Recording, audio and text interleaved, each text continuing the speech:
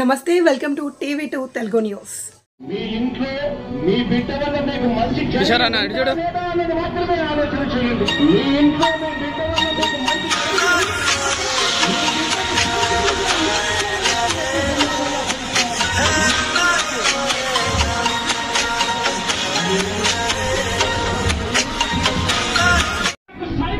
మీరే కదలండి.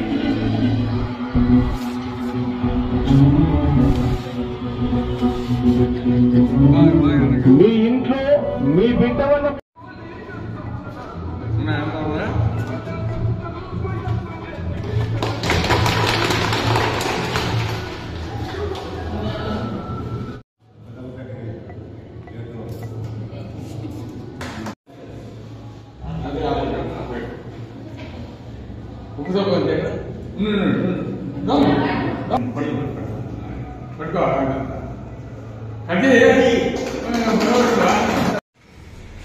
ఈరోజు అందరికీ తెలిసిన విషయమే, ఎన్నికల షెడ్యూల్ కూడా 3 గంటలకి రాబోతా ఉంది.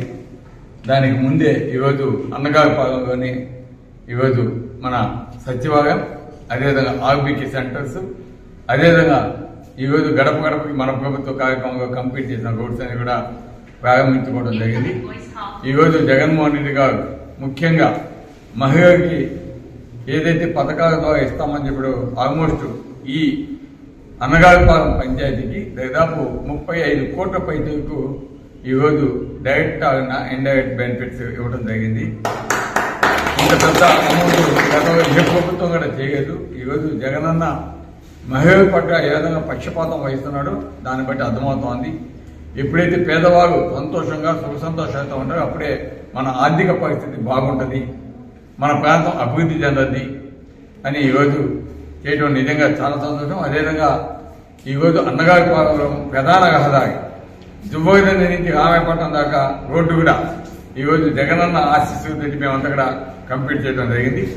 అదేవిధంగా తుమ్మలపేట రోడ్డు కూడా కొన్ని అవరోధాలు తెలుగుదేశం నాయకులు కల్పించినందువల్ల ఆ రోడ్డు కంప్లీట్ చేయకపోయాం. అదేవిధంగా ఆ రోడ్డు ఆ విధంగా అవడానికి కూడా కారణం ప్రస్తుతం ఉన్న ఎవరైతే తెలుగుదేశం తరఫున పోటీ చేస్తున్నారో ఆ అభ్యర్థికి సంబంధించిన వెహికల్స్, హెవీ వెహికల్స్, పెద్ద పెద్ద బండగాలు అవన్నీ కూడా వేసుకుపోవడం వల్ల ఈ రోడ్డు అంత అధ్వానంగా దెబ్బతింటాం.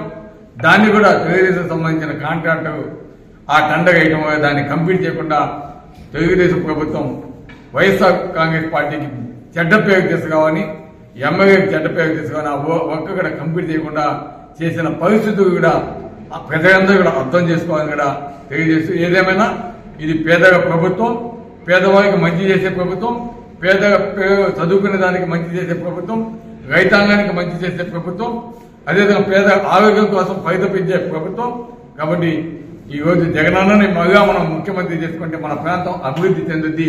ఒక పక్క రామాయపట్నం పోర్టు, ఒక పక్క ఫిషింగ్ హార్బర్, ఇటువంటి ప్రాజెక్ట్స్ ని మనకి ఇచ్చిన జగనన్నని ఎట్టి పరిస్థితిలో ఈ తీర ప్రాంతంలో ఉన్న మత్స్యకారులు కావచ్చు, పేద ప్రజలు కావచ్చు, అనేక మంది ఎక్కువ బీసీస్ ఉన్నారు, బీసీస్ కావచ్చు, ఎస్సీస్ కావచ్చు, ఎస్టీస్ కావచ్చు, మైనారిటీస్ అందరూ కూడా ప్రతి ఒక్కరు కూడా జగనన్న మళ్ళీ ముఖ్యమంత్రి చేసుకునే దానికి శాయశక్తిగా కృషి చేయాలని కోరుకుంటూ రేపు జరగబోయే ఎన్నికల్లో ఈడ విజయసాయిరెడ్డి మనకి పార్లమెంట్ అభ్యర్థిగా పోటీ చేస్తున్నారు. మంచి మెజార్టీ తోటి గెలిపించి జగనన్నకి కానుకగా ఇవ్వాలి. అదేవిధంగా జగనన్న ఆశీస్సుతో హ్యాట్రిక్ గా నేను మళ్ళీ పోటీ చేయబోతున్నాను. మీ అందరి ఆశీస్సులతో మంచి మెజార్టీ తోటి అందరూ జగనన్నకి కావాలి.